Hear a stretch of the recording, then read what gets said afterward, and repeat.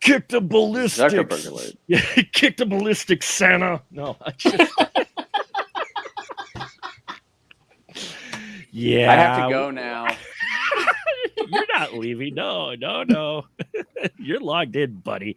Welcome to the spoiler room, everyone. And yes, it is our first episode of our special series this year. This year, we are doing the horror of 1988. Yes, that's right.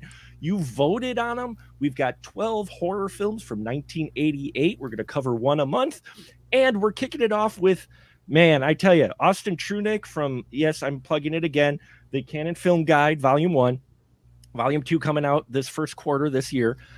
He fired the cannon the last time last year during our Cannon Fodder episode, and he hit Nightmare on Elm Street 4, A Dream Master. So talk about kicking off this wonderful new season of the Spoiler Room and this special series, our first episode in it. And I've got a wonderful crew assembled today. Even after I talked about Shantner Christmas, they're still hanging around. It's great to have these folks back with us. First off, she is back in the Spoiler Room with us from the horror retrospective. Excuse me. I have a speech impediment, or I haven't had enough to drink. It is none other than Kara. Hello, Kara. How are you? Doing okay, thanks. So glad to have you here to talk horror films. Who better to have in the Spoiler Room to talk horror films than Kara, the expert, wonderful channel, YouTube channel covering classic and maybe not so classic horror films. And also another horror expert in his house with us tonight. She's back with us as well, Miss Angelique Bone. Hello, Angelique. Hello. So glad to have you to talk horror as well. So, Hey. and you know, that's in your blood, I know. So It is. it is definitely. And rounding out our group tonight, yes, it is a full house. We have back once again from Parts Unknown. He is with us from the wonderful exotic locations of undisclosed locations in Wisconsin. It's none other than Ray Sidman. He is with us tonight. Hello, Ray. How are you, sir? I'm good. Thank you. He sounds so enthused to be here. Hashtag No. leave me alone. No. If you don't stay on the podcast, Ray, it gets the hose again. So there you go. I don't even know what that means, but I'm going to run with it. So tonight, yes, we are talking Nightmare on Elm Street 4, The Dream Master, the middle film in the Dream series for Nightmare on Elm Street. And tonight, I would like to have Ray give us the synopsis. Look at him. He hates me already. He's cutting off right now. Give the synopsis of Nightmare on Elm Street 4, The Dream Master. Well, you mentioned it's the middle film in I don't remember exactly how you phrased it, but it's its own trilogy of 3, 4, 5. Yeah. So the Dream Trilogy. The Dream Trilogy, that's fair, which is kind of a weird labeling considering what the franchise is based on, but that's fair. So we're in the aftermath of the Dream Warriors and the survivors of that, the last children of Elm Street, don't last long. And Freddy finds a way to continue his reign of terror by pulling in other teenagers from the neighborhood, I guess is the way to put it, that were not there, that do not have parents, who torched him as a child murderer. Yeah. And it's I guess that's really it. And it leads into Alice, who's our new character. And so far as I know, the only person to survive, spoiler alert, multiple Freddy movies, as she also actually makes it through 5, Nightmare on Elm Street 5, the Dream Child. Yeah. Right. Yes. And then you have a bunch of intriguing, and I use that word loosely, kills.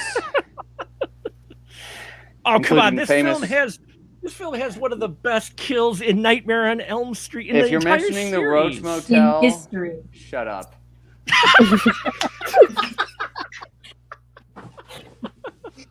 Best sorry. That, episode, folks. Now, how do you know I may have been You talking mean- about the you Roach mean Motel? the kill that has for a workout sequence the worst possible workout song in the history of ever? I'm sorry, who would work out to man. that song? It's wretched. So it was so bad that, you know what? They used it in the end credits. Well, of course. I believe that was sung. Was So- it that Tuesday night song? Was that the They Tuesday titled night that song? They song know title she- and song. used it. Oh, Wait. yeah. I think she did. She did the title sequence song. Yep. Mm-hmm. Yep. Yep. I'm sorry. What were you gonna say, Kara? No, I was saying I think she had the title song, but I think we all just jumped in at the same time. Oh yeah, she Yep. did have the title song Yeah. because yep. she's taking place of Patricia Arquette, who was Right. Kristen in number 3, Dream Warriors. Sorry, Right. that's the only way I could ever say that title is because of Dokken. Blame Dokken. So,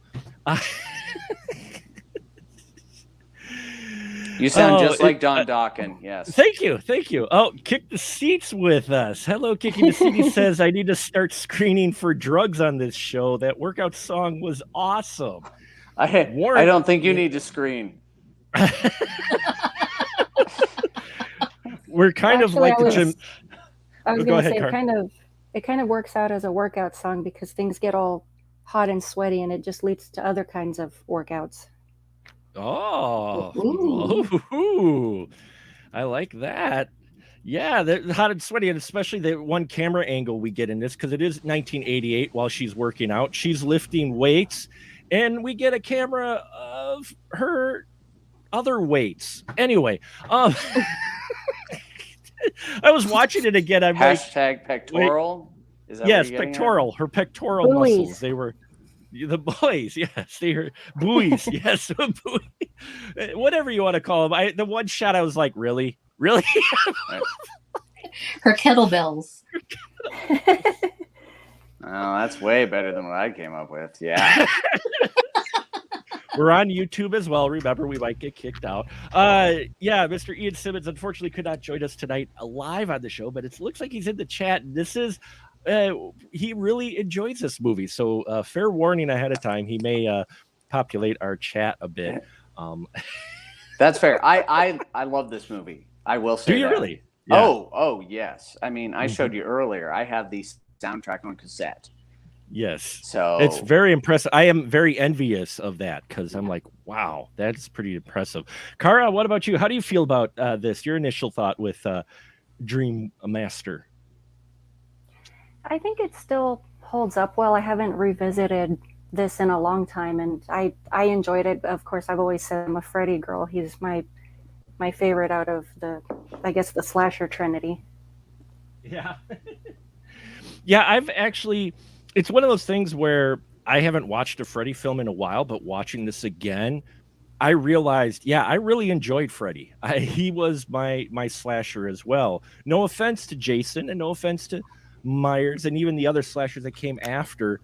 Freddy was the one that during the impressionable age, I was watching movies way too young to be watching Freddy movies, but I was watching them because we're the child of the 80s.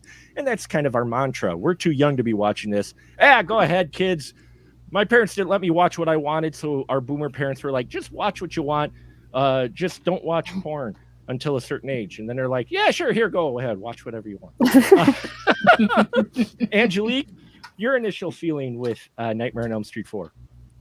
Oh, I enjoy this one better than 3. So Wow. Yeah. Nice. Mm. it's Nice. the kills. The kills are so good, and this has some of the more horrifying imagery that I can recall from discussions on the playground. Well, what I like about this one, and you guys can tell me I'm just full of shit, but what I like about this one is this was when Freddy was really worked himself into the pop culture. I mean, we were talking before this show how Freddy actually has a rap song with the Fat Boys, the sanctioned one, not the Nightmare on My Street that wasn't sanctioned. But in any case, so he's doing more fun stuff and raps. He's doing a lot more of his one-liners in this, but there's still a good horror element to it.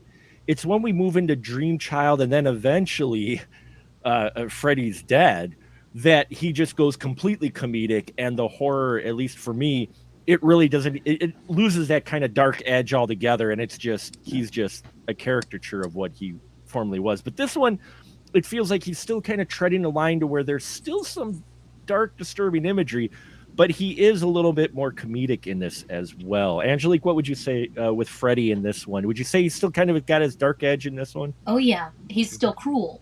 Mm-hmm.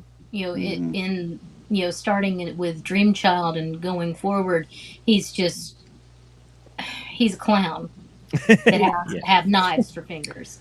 Mm-hmm. But here he's actually torturing everybody. He's still something to fear rather than oh,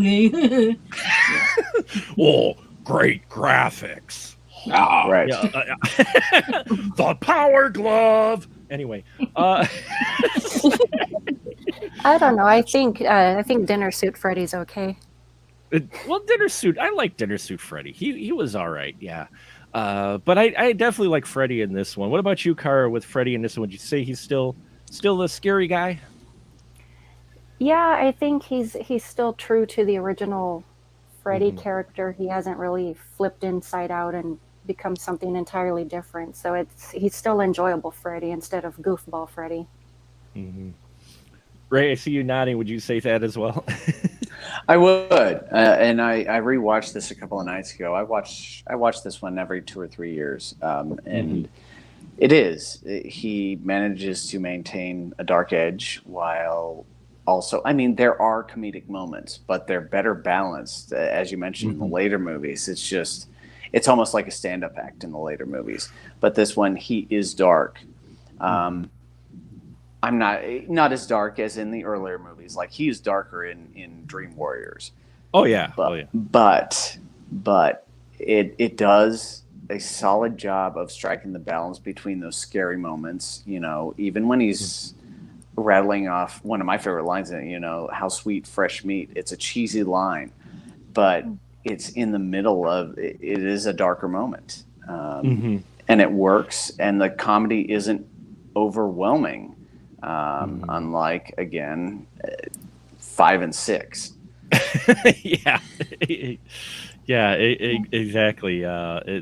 Especially Freddy's Dead. That one was a stinker. Look, Roseanne and Tom are here. I wonder if this is too much. That's the equivalent of Scream 3 in the Scream series too, where you had the cameos and the comedic angles to where you're just like, okay, you're just kind of fallen to a kind of a caricature of your former self. But yeah, I liked that this still had that balance, because even with like the line fresh meat, sweet fresh meat, even though it's cheesy, that it's still in the dark setting. So one of these two ladies is going to die, because we have Kristen, who's trying to still hold off Freddy, but really losing the battle because she's just been beaten too much. And she pulls in her friend Alice, who is the one that ends up kind of passing the torch. And this is just before Kristen gets killed in a fiery death. But Kristen's fighting a lot here. Yeah. Like she's fighting her mom too, Andale. Oh, God. That was so obnoxious. Right? Yeah, sorry. I interrupted Mark. No, you didn't. No, by all means. You can interrupt me all you want. Everybody does it all the time. Kara, for you especially visit, classic horror. I mean, we all do, but especially for you, I was just wondering, what's this trend of parents just being the villains in every horror film from the 80s? Because they are in this. Sorry. I was going to say, you can probably take it as far back as the original Nightmare, because you have neglectful parents. The mom's never around, or when she is, she's messing around with her boyfriend and ignoring her daughter. I mean, she's very absent. Mm-hmm.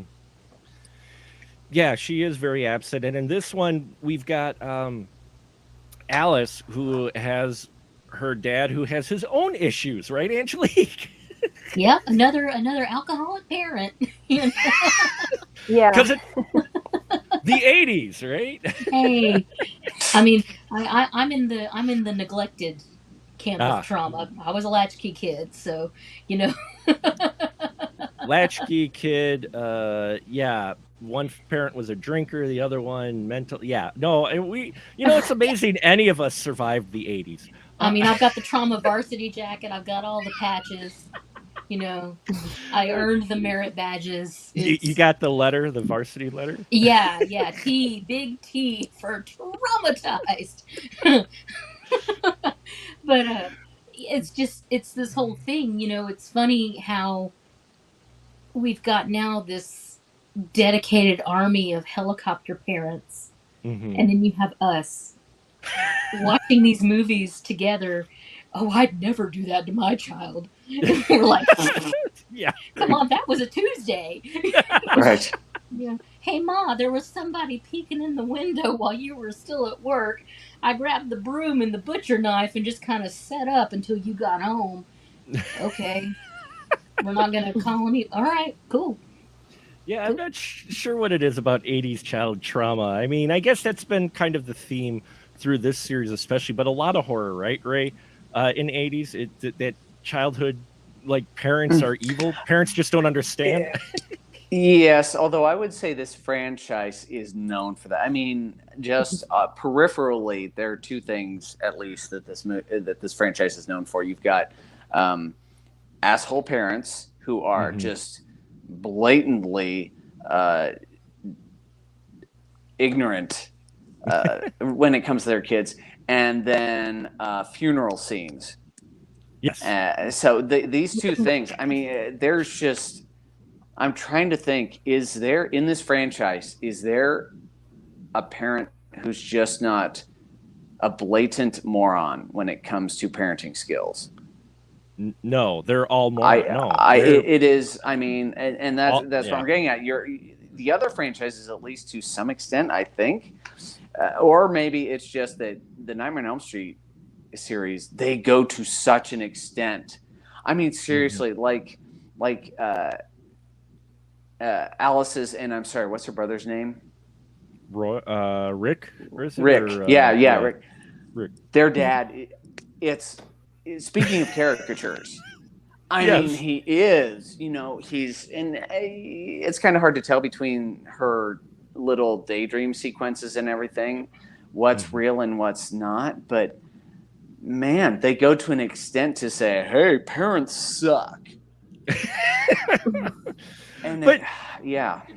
But you're right. I mean, the franchise is built off that because you got kids paying for the sins of their parents. I mean, yes, and that's carried on through here. Our last three survivors are the last kids of Elm Street, right? And the dog pisses fire and frees Freddy. There's not really a full explanation of how Freddy comes back outside if he drops the line, "You shouldn't have buried me." So you're like, okay, we should have probably destroyed the remains instead of just buried him and consecrated him. Yeah, but when you've got a dog pissing fire to free Freddy, I think the whole what that's sort of rational explanation are we offering? That's out the window. Yeah, that's true. That's very true. I don't know if that's like a carryover dog theme though, because you have the dogs with human faces in Nightmare 2. Oh yeah. Yeah. I forgot that. That's creepy as yeah. There's a number of themes. That's one thing that this franchise stayed consistent, at least through Dream Child, is that you get similar like variations of imagery, but it's and the dog in 4 is named Jason, which is most likely a dig at Friday the 13th. He's Kincaid's dog. Kincaid was one of the carryover characters from 3.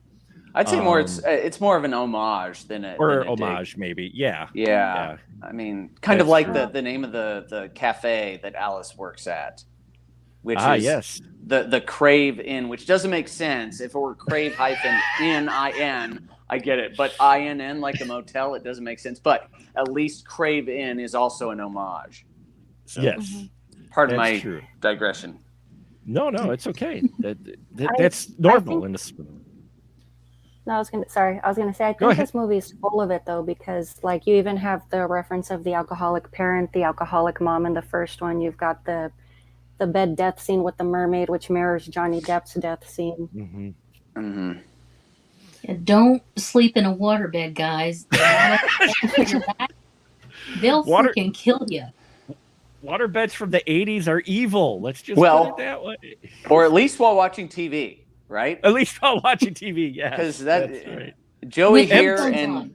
Johnny Depp's character in the first one, they're watching TV on a waterbed. And they've got Bad the combination. headphones on, listening to something different. Yeah, So right. Mhm. only one. If maybe they just listen to the radio or they just watch TV, we're cool. When you combine it, it's like alchemy that makes the waterbed destroy you. Yeah, because that was Joey from the previous one Right. as well, Right. who died. And yeah, he's watching MTV, but he's got headphones on and Right. he's listening to something. I think he was has headphones the on. perpetually horny one, right? He Yeah, was the But one yeah, who had yes, the- because he boob had encounter. the naked scene in Dream Warriors as well. Yeah. He had the very Yeah. first naked scene ever in Nightmare on Elm Street, which was the topless scene of his dream. Sure. No, it is seriously. I Well, looked it up. But There's a because I'm trying not to sound like a creeper here. There's the momentary bit of nudity in the original movie when Nancy gets yanked underwater in the bathtub. well, okay, yeah, but I Yeah. mean, But like, an Sorry. actual designated scene, yes, Like- absolutely. like, okay, we've got the lighting perfect in the shadows. Cue the actress, Right. that type of scene. Versus We're it gonna just has to- We're gonna have you press your boobs against the fabric of the waterbed. yeah. Right. And that had to kind of suck. Okay, you're in the movie for 10 seconds and we just want to see you naked. And hold your breath, go under, act flirty and smile while you're drowning.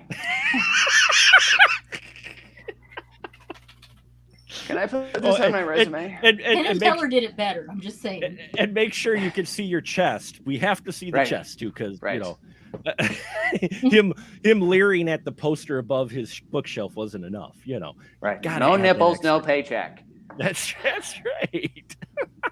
Said every got- 80s movie ever. I we, think that's in my employee handbook here. If it doesn't tantalize, you can't fantasize. oh, nice. Nice. I think that's HR. That's on their door in the HR office Right. of New Line Cinema. Anyway, we got a few comments here from our Kicking the Seat. He says, talking about movies starting Tuesday night on a Tuesday night. Hey, Mark's sense of timing strikes again. Thank you very much, sir. And he said he cringed at the twisting of the fresh meat line in Freddy versus Jason. Ugh. And Oh, that yeah. whole movie is cringe. I just cringed at the whole movie. And Will said it best. Yeah, parents just don't understand. That was the Sorry, theme Angelique. of the 80s. And we do have Gingham Ginger in the house as well. And she just says, hello, Dream Warriors. I like that because Dream Warriors, I always enjoyed Dream Warriors only because I watched it as a kid. So the idea that the kids were fighting back on a slasher, in the third film of this franchise was something you hadn't really seen so much in the horror films. And it carries over here into Dream Master. Freddy, for a while, has the upper hand, but when we get to that final showdown between Alice and Freddy, I love the setup and how they build up to that. In all honesty, Ray, what'd you think of the buildup of how they explain how Alice kind of gets her power and is able to take on Freddy? Yes, I enjoyed that. I wish they didn't dumb it down so much. Yeah. Like there's the part of the Rick's funeral, one of the funerals, Yeah. where Dan, her future, Yeah. baby daddy? and Yeah. baby daddy. That's it. Yes, exactly. Thank you. And he's still talking with, I think it's our Roach Motel person who's still alive, Mhm. and it's like, oh, she's changing every day. Yeah, after every death. I'm like, oh my God, my IQ literally just oozed down. So I wish they didn't dumb it down so much, but it's a solid take. And again, every movie, every horror franchise does this. I get it. The rules change; they have to update it. but I liked it. And I dig the whole, she's absorbing all these powers, and then she goes in and she battles Freddy with them. And and I like the way they introduced it. It happens organically, I guess might be the word, when Kristen pulls her into her dream as she's dying. I'm like, okay, this works really well. And then she just keeps absorbing powers from there. So overall, it worked really well, and I like that they did it. Like I said, I just kind of wish they didn't dumb it down so much. But yeah, I mean, because this is me. Well, no, because we do get that segment in the high school class that just happens, like in every film, the coinkydink that the subject of the class for the day happens to be about dreams and about, the dream gatekeeper. With a cameo by Bob Shea. With a cameo by Bob Shea, which almost didn't happen because he hated the director in this. The director thought he was going to get fired at any point. He wasn't their first pick, but he just kept showing up, and they're like, okay, fine, here, basically. You're already here, just do it. Yeah. Well, a little bit of job security with that whole writer's strike thing going on. Well, it's like, nobody else wants this gig right now. But, I do like that they threw that in there as the class. And even though it is cinema coincidence, it still helped that we didn't get exposition like from our main characters, or like Freddy going, oh, I'm the gatekeeper of whatnot. We kind of get this in passing from a teacher, and it leads right into the death of an adorable character. I feel so bad that she died. Her friend, the one who was friends with the punker, the smart girl and the punker were friends, which in all honesty, you don't see that often. She had so much more time. I know, right? But I mean, I really enjoyed how they set up the mythos in that. Cara, how'd you feel about how they set this up with the Dream Master story? I think that all flowed pretty well. Like, it doesn't stand out or leave you, where is this coming from? It makes no sense. I'm lost. I'm confused. The theme flowed fairly well, and it makes sense. What's her name? Alice, that she's a daydreamer anyway. So she's already a professional dreamer. Why not just master it? Right. And, it also seemed like the logical next step to the Dream Warriors. We got an introduction. Oh, you can control your dreams and be who you want in them. And now it's like, oh, you can do more than just that if you trade yourself. So, yeah, I like that setup. Did you like that as well, the setup, Angelique, with this story? With the mythos? Oh, yeah. Absolutely. I mean, it's almost, Dream Warriors and the Dream Master could be two parts of a really long movie. I mean, it just, the story kept going, and the way that each character just flows right into Alice, who also keeps going. That was good writing. Yeah, I liked the passing of the torch. It's not like Alice just became a badass. Kristen had all these skills, and in the dream world, she passed it. And the fact that it passed through Freddy, because he swallowed her soul, basically, as she's burning. But then part of her flew out of Freddy into Alice. I'm like, again, they're not dumbing that down as much. You're just kind of, oh, okay, part of her flew into Alice. And then later on, when she starts smoking and acting like Kristen, I liked that how she started to pick up the nuances of the other characters, but they kind of worked it in so it wasn't like, hey, look at this. You know what I mean? She does the thing, and then you have another character going, until she picks up the nunchucks. Until she picks up the nunchucks, which I like that scene. I'm sorry. I like that scene. Great scene. It's a great scene. We got a few more comments I'd love to bring up here. Robert Infobomb, as we like to call him, he's in his house. Welcome, Robert. And he says, would you say the Roach Motel was inspired by Kafka's Metamorphosis? Ooh. Oh, look at Ray. Ray's all like, words. I have 2 English degrees. So brings up Kafka. Yeah. I've read the Metamorphosis several times, and yes. I mean, whether it was or not, I like to think it was. Absolutely. I love Kafka and the Metamorphosis. There's more to Kafka's story than here, but yeah, I'm all on board with that. And I like that, especially So this... I'm the only college dropout in the room is what because I'm like, huh? What's This is a good time for me to mention that I teach college. Yeah, he's officially the professor. No longer Ray. He is now professor. Professor, yeah. Let me hold on to that. No, but I do. I like that, especially when you look and it's kind of this cheesy, occasionally, arguably campy horror movie that's the fourth in a series, and it's like, wow, they just broke out a Kafka reference. Yeah, I like that. It definitely is. Kara, you familiar with Metamorphosis? I am. It's the only Kafka novel I've read, actually, but it's hard for me to not get over analytical with it because I know it's a loose reference, but I know, total geek out moment here, but I don't really see any notes of her either being alienated, being taken advantage of, or underappreciated. That's true. But it is a wonderful sequence. And I will say, even if Ray doesn't agree, I will say it's probably one of the best wonderfully crafted deaths. If anything, one of the more elaborate ones outside of, what is it, the motorcycle one in Dream Child? That one, was that? Yeah. Yeah. The one that got him an X rating originally. Yeah, that was Dream Child.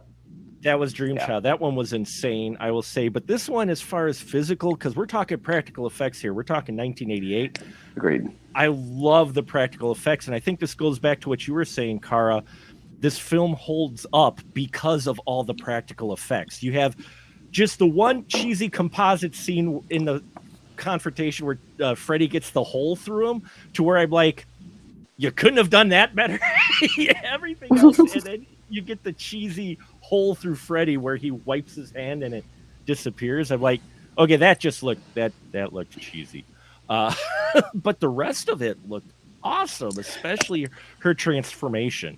You know, especially when her face gets stuck on the Roach Motel glue and she comes up and the face peels away and she's a full-on roach head. Definitely some metamorphosis going on there.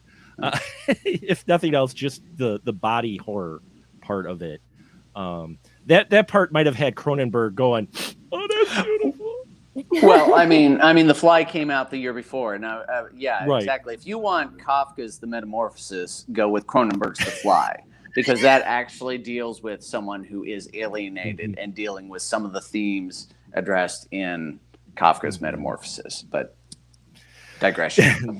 We talked about The Fly. Look at it on the Spoiler Room channel, folks. It's in the past, but we did talk about it. Robert Infobomb also said he think Rennie Harlan either brought it up or under budget. His installment wound up a sizable amount because why Patricia Arquette didn't show up. Was it part of the budget? Actually, there isn't a full explanation of it outside of she did shoot Far North the same year and she was pregnant, I think, at the time. That's the theory I know about, is she was pregnant at the time. So, yeah. So they couldn't bring her Would back. this have been around her Weinstein encounter time as well, when she was being blacklisted?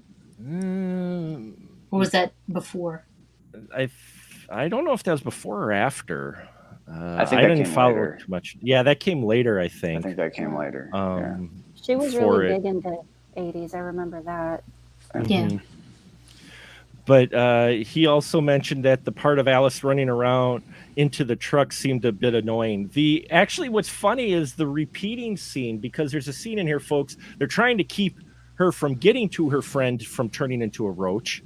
So Freddy manages to loop them in this loop of a dream. And it turns out, I guess, Robert Englund really enjoys that scene because he says it most embodies a nightmare, to where, you know, even though maybe as a viewer you might be annoyed by it, being trapped in doing the exact same thing over and over again, you know, we do that in our day jobs. Then you do that in a nightmare, you know, it's...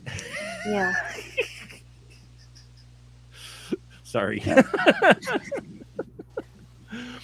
And we've got also here that part with the asthmatic girl getting life sucked out of her. Really, that pretty much is the epitome of Disturbed. What do you guys think of that death? Because that one, like I said, that was heartbreaking because I really enjoyed this character for the amount of time we got with her. Cara, what'd you feel about this death with the asthmatic girl that Robert brought up? Being sucked the life out of her. I like the. Oh, sorry. No, I was going to say I like the dark humor way that it was handled. Like he just kind of deflated her, but I imagine it's also just meant to emphasize the way it feels to be. Not that I know, but to be an asthmatic and not to be able to breathe and just not having use of your lungs. But I think it fits with the cheesiness. It doesn't overdo it, but it still gets the point across. Sucking the air from her. And that practical effect again, right, Angelique? Looking pretty good, right? Oh yeah, Flat Stanley all the way. Oh. And yeah, it is. This is a classic scene. This whole scene with Freddy in the classroom is where we were talking about earlier, that humor mixed with the darkness, because you've got Freddy who's got an apple and he's got the I love this bit. It's a classic cinema thing to remind you how sharp the claws are in case you forgot. He grabs the apple and he starts peeling it with the the glove, which is really cool. And also you're thinking about the prop going, wow, that was actually really sharp.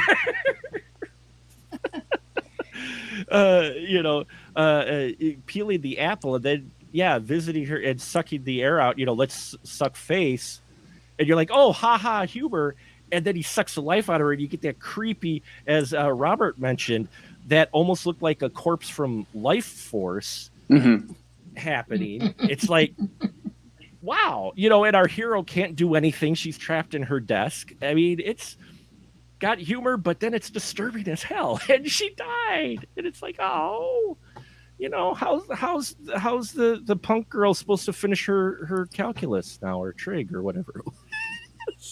Just slide the notebook out from under her face. Oh no, I'm performing CPR. A, B, C. No. C, A. No, sorry. She seems to have lost some weight. She's dainty. Leave her alone. She's dainty. There you go. She's precious, and we got far too little time with her. We do. We did get too little time. I was hoping for more of a Dream Warriors type of transformation to where she could be like a badass in the dream world, but no. Freddy is actually a lot stronger in this one than in Dream Warriors in many ways, I think. Would you say, Ray, that we might have a stronger Freddy than in Dream Warriors a bit? Because the kids seem a bit more helpless in this one. And definitely more nimble. The whole church scene where he's jumping around on the pews, all parkour-like. Yeah, I could see that. And it's, they allude to it even at the, in that same scene where he says, I remember, I'm paraphrasing, but he says, basically the souls of my children make me strong. And then he rips his shirt. And then we've got, and I can only assume it's more than just this movie. The idea is all the kids he has offed he has absorbed them and they have made him strong. I would agree. He definitely seems to have some skills that he did not have in prior entries. Yeah. Well, I wonder, with him being stronger, because these kids that he's just taken were able to fight him off and effectively kill him. These are stronger souls, these are stronger wills and stronger power in the dreams. So that makes sense that he would be a lot tougher. He sucked the souls of some tougher people who know the dream, so that kind of upped his Energizer battery a little bit more, maybe.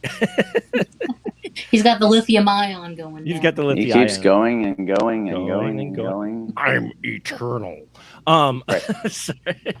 Which I love that line too. That is a great line. he sells that line so well because he looks creepy. It's like Robert Englund at this point is so comfortable in the Freddy character, and it shows so much in this film. You know, even more so than in 3. This is like him breathing now at this point, this character. And when he dropped the "I'm eternal" line, he's actually kind of scary in that. Like, you're like, oh boy, I don't want Freddy to be eternal.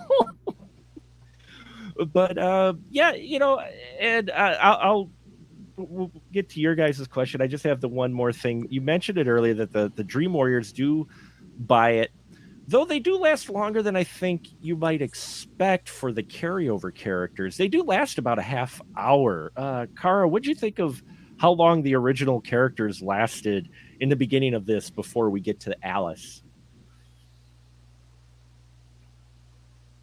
I think like it doesn't really bother it. To me, it felt like they weren't really around too long. They were just there to help establish and set up the story, and then they just get pushed out once things get moving. Did did you feel they get shortchanged considering how they fought off him in the last film, or did it not really matter too much?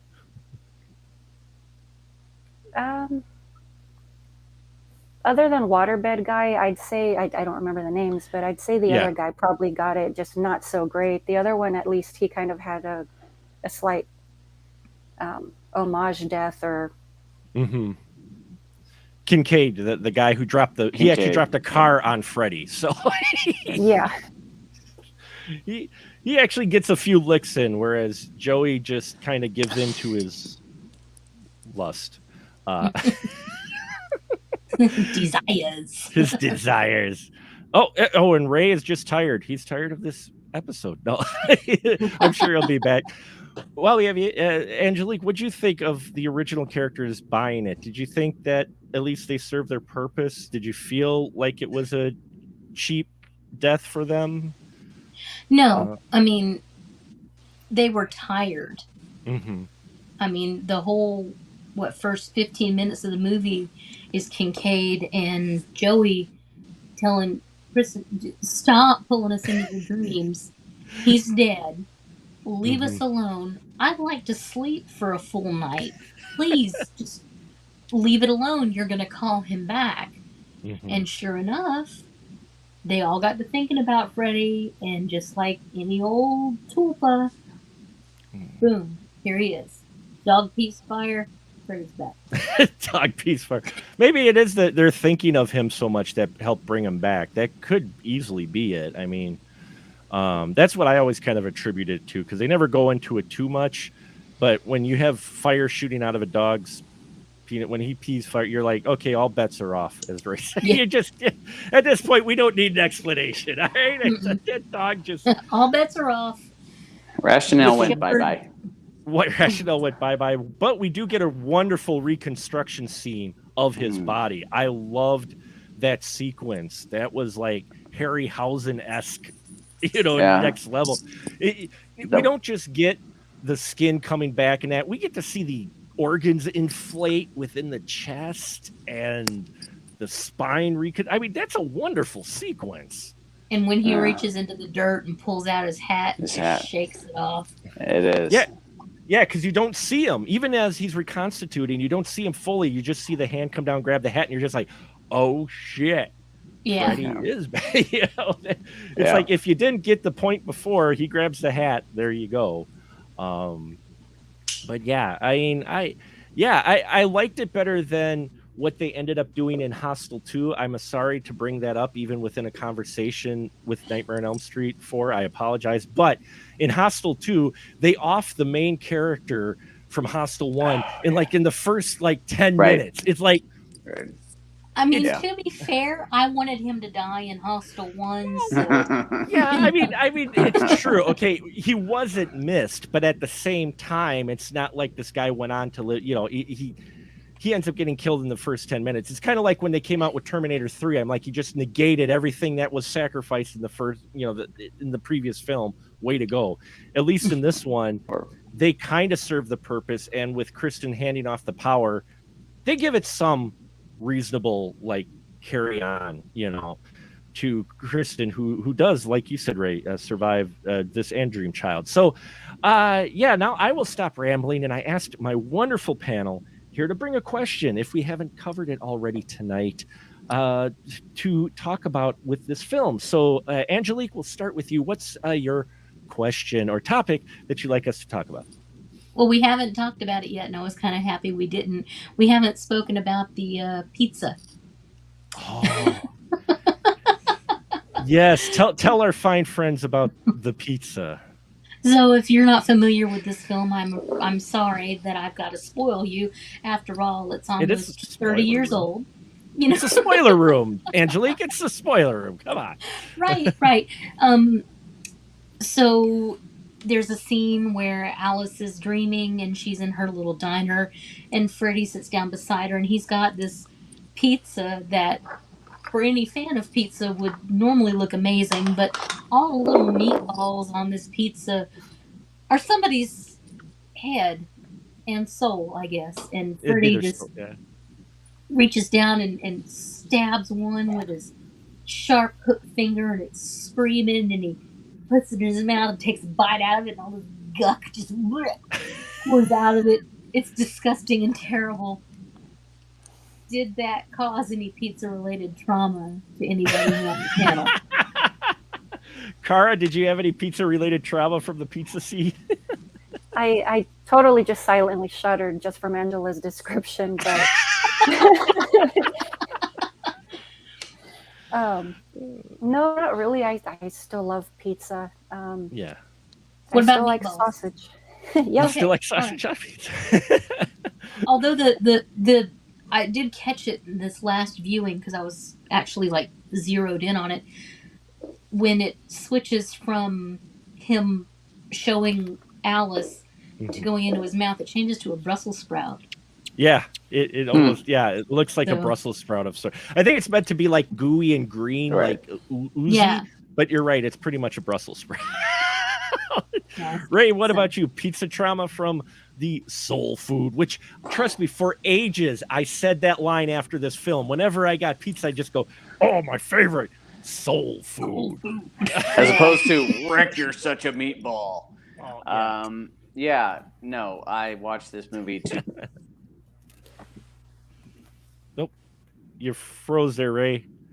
Uh-oh, we lost Ray again. He was just about to drop some serious knowledge on us. Oh, there it goes. And maybe. And I froze up momentarily. I apologize. No, that's okay. That was beautiful. It was I'm just happy to be the person have somebody with equally bad internet.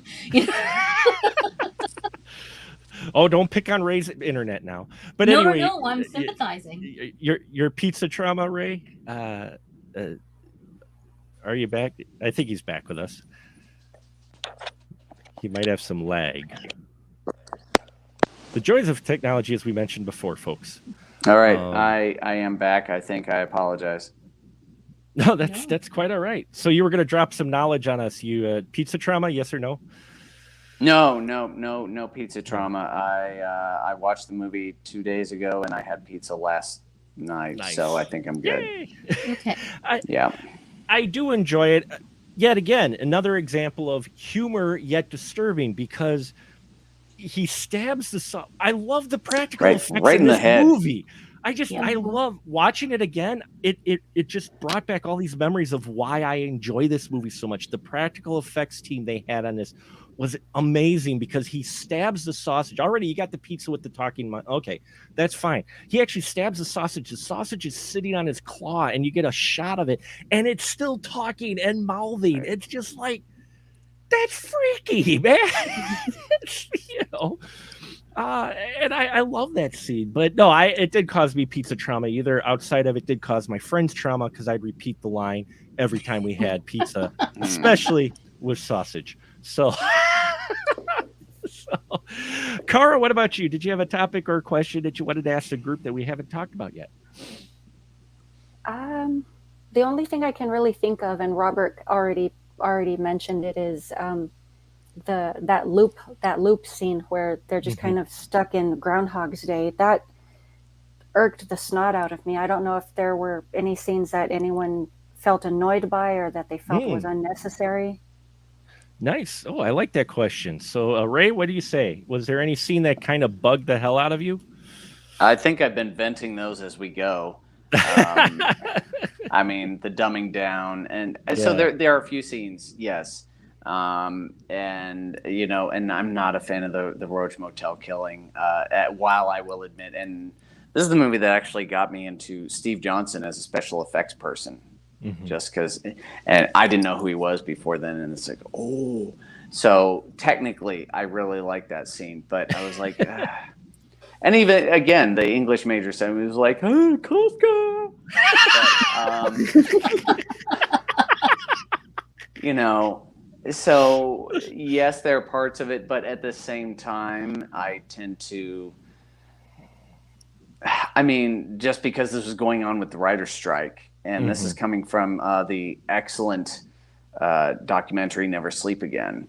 You know, they were talking about how actors would sometimes show up on set on a given day and they would be given script pages at that time because they were writing it as they went.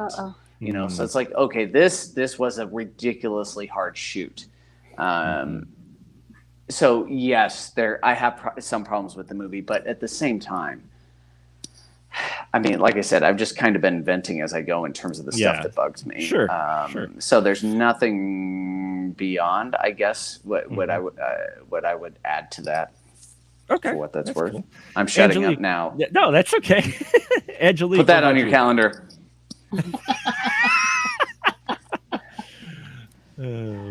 What about you, Angelique? Any scene in particular? I guess where Rick is teaching her how to do a crane kick. I'm like, okay, get it. You're Captain Kung Fu. You know, Hong Kong Fooey here. Kill the fish. Yeah. Right. All right, we get it. Go to your dojo, sir. I rewatching it again because, like I said, it's been a number of years. But when I got that box set, the DVD box set, I watched the whole thing like wonderful. It even came with 3D glasses for Freddy's Dead. It's awesome. Nice. Yeah. It came a pair of the red, blue. You know, the one where in Freddy's Dead, they're like, cue the audience. How are we going to cue the audience to wear the 3D glasses? We actually have the character put on 3D glasses. Right. But, I digress. But that, you know, watching this again, I guess the one scene that bugged me is related to what Angelique was talking about. The dojo scene with the brother doing his karate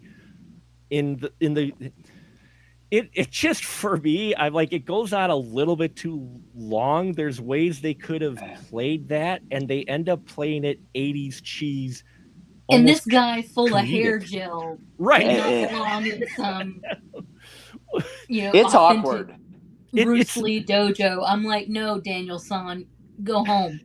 It's awkward because of the cheesy 80s music, which I expect. That's fine, even for 88. I'm like, okay. But this montage goes on far too long, and the way he's doing karate, maybe I have better perspective now because my kids end up getting their black belts in karate, so I'm watching this guy and it's just bugging the hell out of me. I'm like, this is a guy who has had no training. He's been reading the karate magazines. He managed to get daddy to buy him some workout stuff, and he's mimicking. There is no way this guy was actually, just the way he does it, because it's so cheesy and it played up a little more comedic than I wanted. They could have done it more serious of him practicing or showing his talent, but the way he does it, it was just, I'm like, all right. I learned more karate playing Jammer Lammy. Parappa, baby. Kick, punch, it's all in the mind. It's all in the mind. That's right. Robert mentioned that he worked at a theater which played Nightmare 3 in the last week, so there was no shortage of parents bringing babes in arms with them. Oh, that hasn't stopped yet. I went to see Scream 5 on Monday, and I was sitting literally next to a toddler. Wow. They plugged in earbuds and gave the kid a cell phone, but then the batteries ran out on the earphones when it started getting really violent. Of course. And I'm like, I don't want to go off on this baby in the middle of a scary movie. I'm trying to enjoy this experience. Someone brought a toddler, infant, I kid you not, 2 years old, to Ghostbusters Afterlife. I kid you not. You could hear them. They were in the far corner of the theater, but you could hear them making toddler noise. No thing on the kid, because he's a kid. He's like 2. Right. They do that. But it'd be quiet parts. It'd be like, gah. And then the mom had like this 5-year-old with her kids, and he kept whispering, in quotes, to mom. So, Robert, yeah, that's just people not paying attention or thinking of the film that they're going to. There's a definitive line between Gommel and GTFO. And these all fall solidly into the GTFO category, I think. Yeah, definitely. Absolutely. And Ian's also got a comment. He goes, he remembers seeing the diner loop in the theater and thinking something had gone wrong with the film. Similar to the film burn in Gremlins 2, which unfortunately, we almost killed Angelique with that. Which I did love that part in Gremlins 2. Unfortunately, I don't think the film burn is on any newer version. They did a nice TV version of that for that clip, but the film burn version I don't think is out on DVD anymore. They did a TV snow version when they released it to video. So, but yeah, I remember that. I could see that too with the way, because they replicate that loop so much, which had to be good for the editor. The editor was probably like, I got 3 scenes here and 2 of them I could just repeat. So I'll just splice the scene. Yeah, I actually like that scene. I mean, they do it 3 times before they start going, hey, I think something's going on here. But I kind of like that. And I don't know how I felt about it when I first saw it. I probably found it annoying. But I do like, and I think it was Mark, you mentioned how that Robert Englund said, this feels like a nightmare. And I'm like, I have had dreams like this where I don't pick up on it for a while and I'm just looping.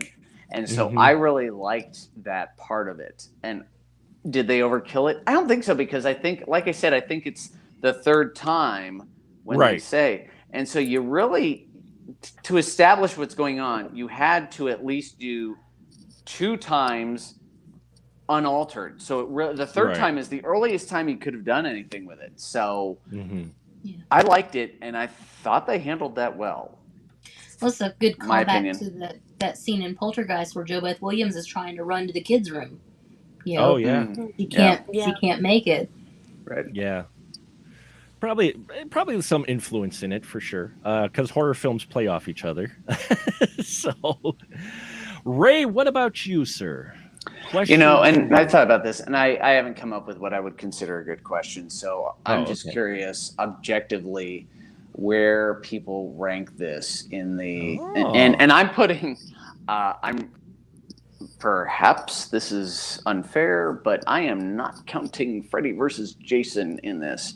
So of the 7, actually, well, I guess there are 9 counting the remake, but of the 7, 6 plus New Nightmare, where do you rank this one? What about you? Because I know where I rank this one, but I'm just curious where everyone else puts it. Where do you rank this one, Kara? I would probably put this after the first one. Just skip that awkward sequel. That's its own thing. There's nothing wrong with, but it's its own. No, thing there's nothing wrong with it. It's just a very different formula than the rest of this franchise. Absolutely, yeah. I can see that. That's a good ranking. What about you, Angelique? Where would you put Dream Master? I'm kind of on the same line as Kara. I go 1, 3, 4, 5, 2, 6, 7. Wow. No, I'm sorry. 1, 3, 4, 5, 2, New Nightmare. Then 6, really? 7. And you didn't care. You didn't care too much for New Nightmare, huh? Well, New Nightmare is its own creature. But that was the introduction of sexy leather Freddy. I mean, I have a special place for sexy leather Freddy. And don't we all? And if you don't, you should, because it's I mean, true. I'm just saying, put me in that locker room with Coach. I'm ready to play today. Look at me. I can be. Wow. Woo! A little spicy in here now. Ray, what about you? Where do you rank to answer your own? I rank it fourth, but not in the order. I am Really? 1, 3, 7, and then 4. Nice. So I like New Nightmare apparently more than the others, and that's fine. I get it. You're right. It is its own creature, whether Leather Pants Freddy or not. But no, I put 4 there, and 2 is kind of nebulous. I'm not sure how I feel about that one. I've revisited it in recent years, and I like it a lot better than I did when I was younger. And then you That just one have grew on me a lot. What's that? That one grew on me a lot. Yes, exactly, exactly. And then you just have 5 and 6 that are just.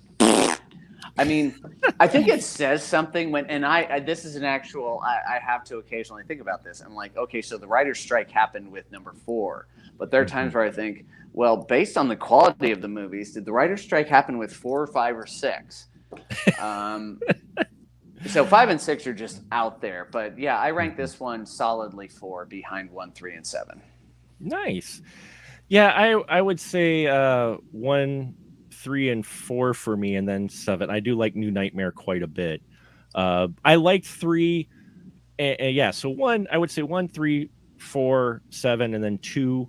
I appreciate 2 a lot more. That's not saying 2 is a bad film. It is one though that took multiple viewings, and when I was a young kid, teenager, you go from the first one to that one. I just didn't get it. Old me, old man of the street, old Mark gets that film so much more now, even without the documentaries and the interviews and everything. I get that film so much more now than I first did when I first watched Nightmare on Elm Street 2. But when I was a kid and I saw 2, I was like, what's going on with the tongue?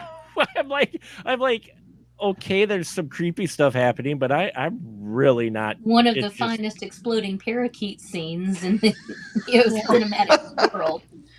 But then you moved into, and I think Dream Warriors touched, because it plays into the fantasy angle. They really embrace the fantasy angle in 3.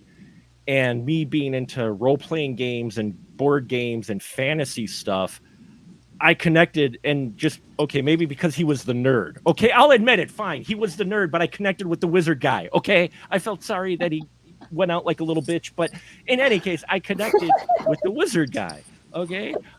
So that's why 3 is above 4, but 4 is solid. It's actually had the highest budget, I think, out of the majority of the films with $13 million. Yes, folks, we're talking 88, so $13 million back then was big, especially for a horror film.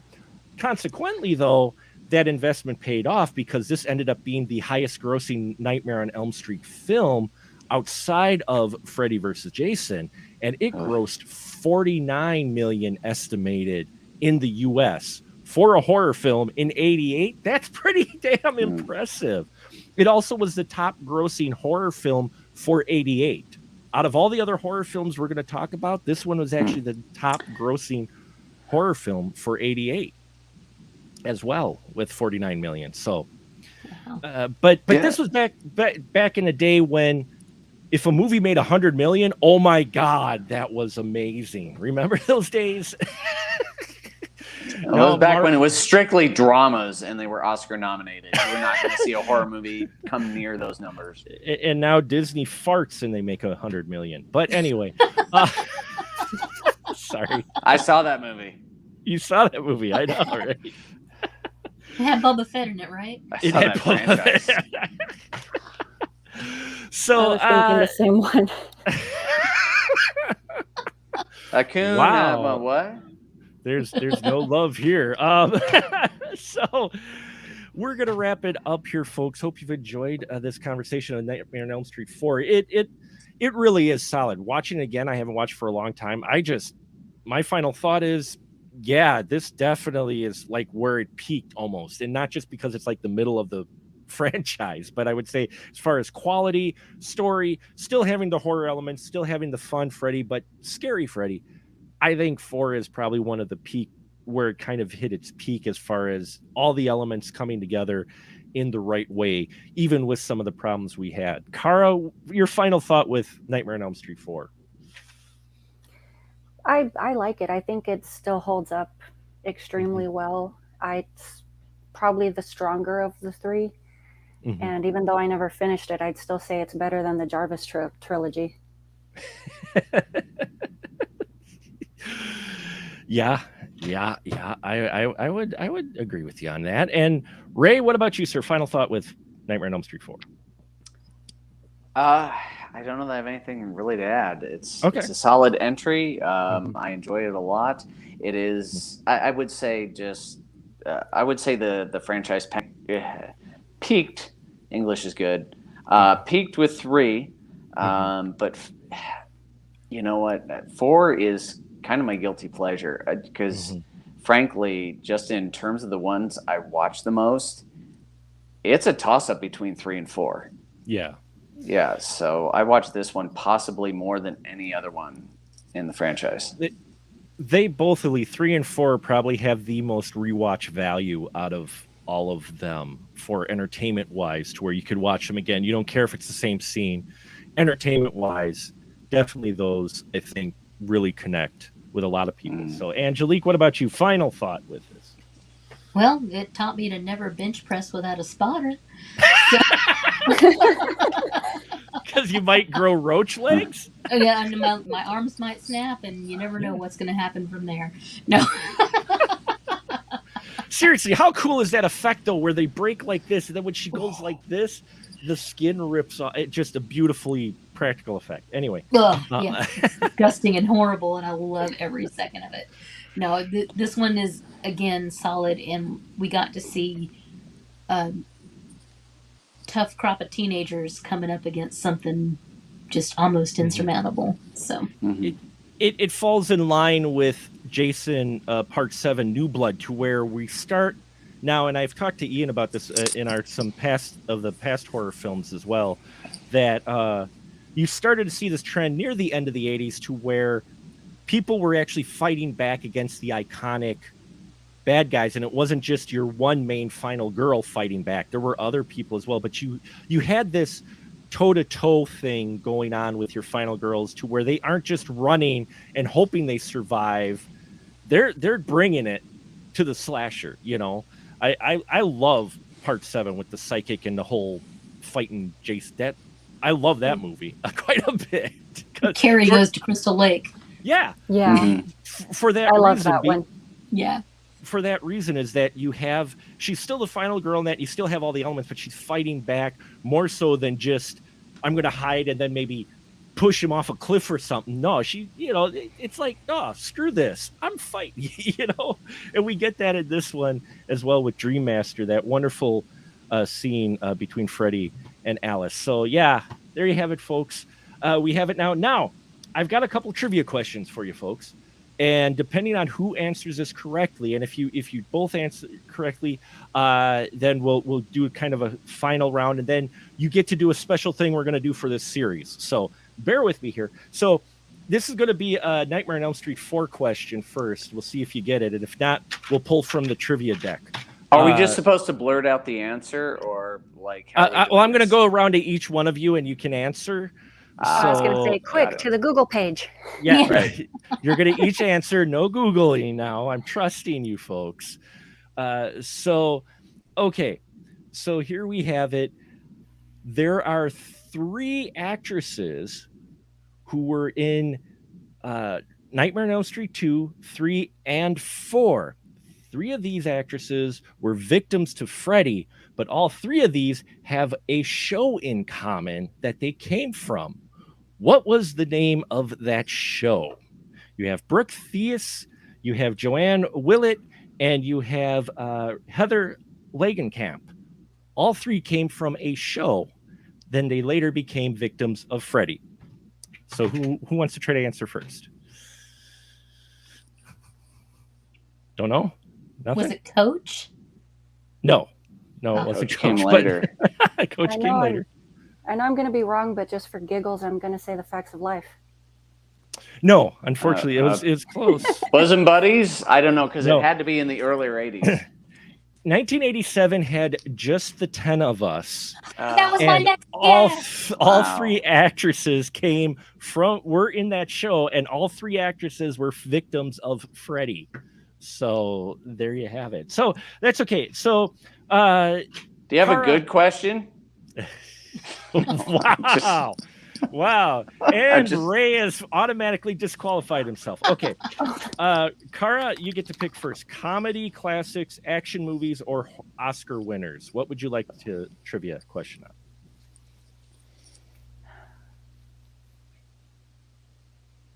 I'm probably not going to do well, but I guess classics. The comedy classics? Okay. So we get to ask one question, and I'll ask it. You get to answer first. And if you get it correct, we'll move on to the next person. They can pick a category, and we'll go around till we kind of reduce it. This may take long. Hopefully, bear with me, folks. I'm trying something new here. Leave me alone. Okay. Anyway, so pick a number. Oh, I already answered. That one was from last show. Okay, Cara, pick number 1 or number 2.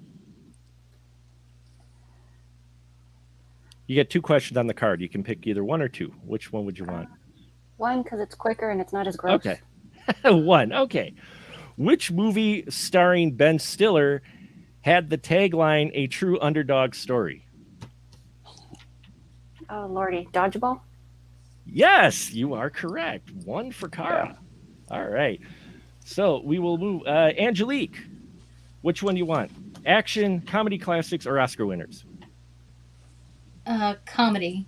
Comedy classics it is. And pick 1 or 2. 1. 1. What is the name of the sequel to Honey, I Shrunk the Kids? Honey, I Blew Up the Kids. Yeah, okay. So you got that.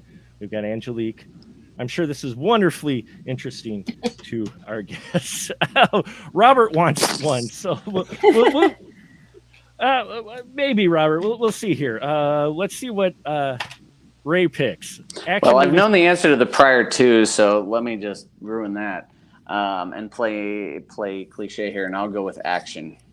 Action movies. Okay, let's see. Action movies. 1 or 2?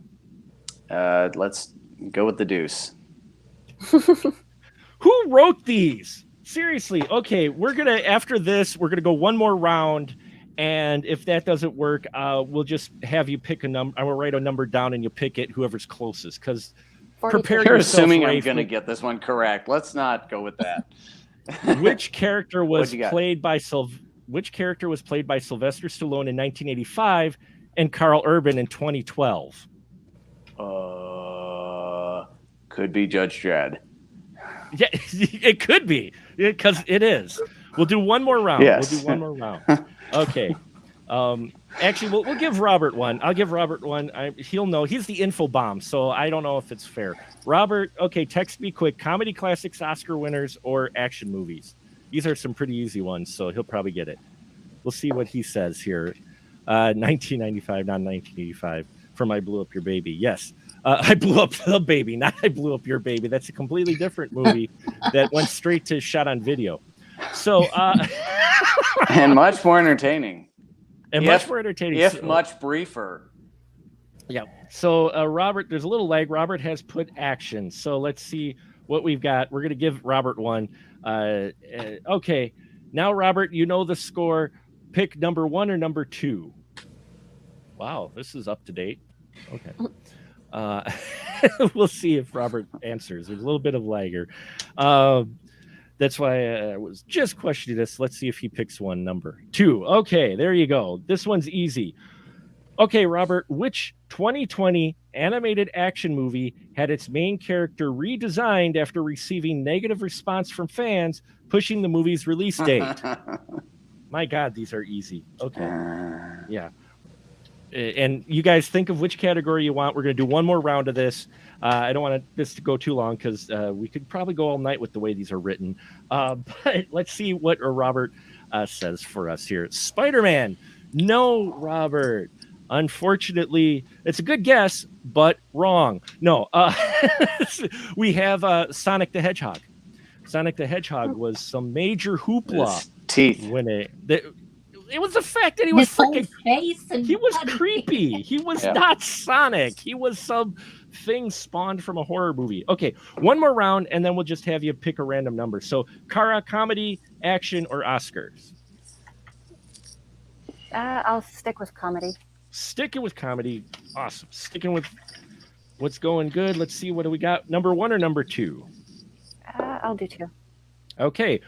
What 1990 movie stars Ice Cube and Chris Tucker? Nice.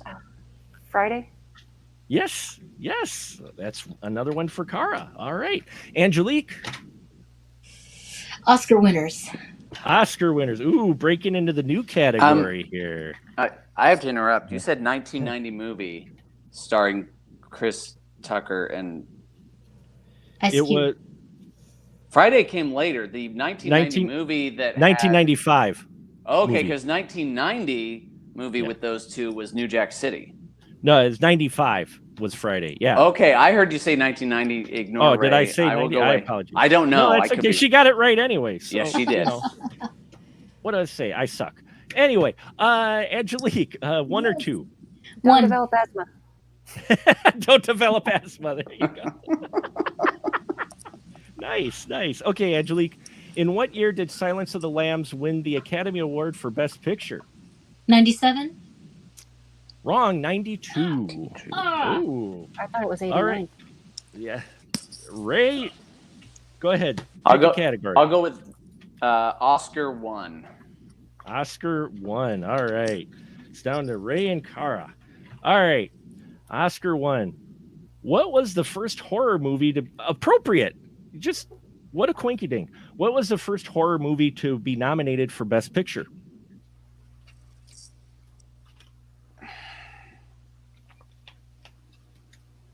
I'd like to say Jaws, but I don't think that was it. I'll go with Silence of the Lambs. Wrong. It was The Exorcist. Was nominated. Didn't win, Really? but it was nominated. Yes, Interesting. it was. Okay, So, there you go. there you go. So, Kara, you are the lucky winner. And see, everybody was clap. fine till they got to the Oscar winners. And then it's like, who the I fuck had to pays buck the attention to the trend. Oscars, right? Yeah. So, I don't. That's All why I right. avoided it. all right, Kara. So you get to pick a number 1 through 11. Take a stab at, pick a number from 1 to 11 and take a stab at it. Nice. 9. 9. Let's take the stab. And 9 is that wonderful Joe Piscopo, Treat Williams movie, Uh-oh. as in Dead Heat. Dead Heat is next month's horror of 1988 film. It is in the horror comedy category. It counts. People voted on it. That's what we're watching next month for our horror of 1988. Excellent stab, cut right for the artery, and got Dead Heat. So thank you, Kara. And now this is where I give everyone a chance, the license to shill. So please, Angelique, you are first. Please, license to shill. You can find me on Facebook. That's where I mainly hang out. You can also find me at monstersmadnessandmagic.com. We got some killer podcasts already there and on the way, and I am pumping out movie reviews. So take a look. Excellent. Check out that stuff. Some wonderful things over there. And Kara, you are next. License to shill. Floor is yours. I don't have anything new coming up. I am playing with that shorts feature, so I'm doing mini vlogs if anybody's interested. I'm showing collectibles right now. So that would be youtube.com/horror retrospective. Awesome. Great stuff there, especially some wonderful looks at some classic horror films. So, yeah, great channel. So glad you have you in the room as well. And last but definitely not least, Mr. Ray Sidman, do you have anything to plug at all? I don't. I have nothing to show. I merely exist. He merely exists. Though he was involved in a number of films that are out there that's now, it. including a wonderful clown This is horror true. film called Gags. So you were involved in that. You've been involved in a number which of other I actually films as learned well. today. I found out today that apparently Gags is currently playing in South Korea. What that's worth. No shit. So if you're going to South Korea, check it out. He's even got a short scene where he's holding a sign. So Ray's face is in South Korea. We have an international star in the house tonight. Yeah, might be overplaying that a smidge. No, I don't overplay anything. Actually, I overplay everything. So thank you for this extended episode, folks. Hope you enjoyed it. Thank you to everyone who tuned in tonight. Robert, the Info Bomb. We had Gingham Ginger in here. We had all kinds of people. Mr. Ian Simmons from Parts Unknown chiming in as well. Always love having our live crew. Always love having you all here. Check out everything. Stay with us. 4 on the Floor month continues next month, where we're looking at Friday the 13th, part 4. And that's how we're rounding out the month. Excuse me, not the year, the month. And since we picked Dead Heat, now I have to figure out what other films we may watch next month that might be similar to Dead Heat. I don't know if I'm going to go with that theme still. We'll have to see. So thank you so much, everyone. Subscribe and all that good stuff. And now we'll just say good night, everyone. Good night. Thanks, Mark.